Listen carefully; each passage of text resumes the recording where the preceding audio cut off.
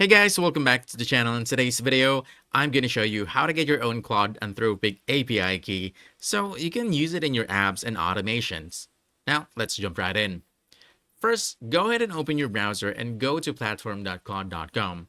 Now, if it's your first time, it'll ask you to create your own account. It's very simple. Just provide your Gmail and agree to their terms and conditions. That's it. Now, once you're done with the registration, you'll land on their developer dashboard. Now, on the left menu, you want to expand this and choose API keys. From here, you want to click on Create Key. Right, so let's name this one, for example, Test. Then choose Add. Now, one important thing.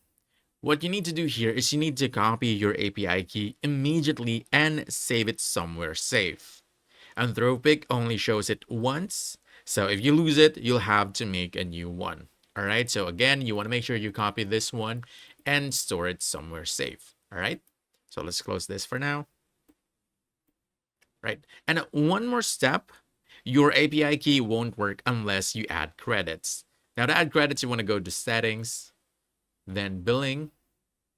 Then from here, you'll have the option to buy credits.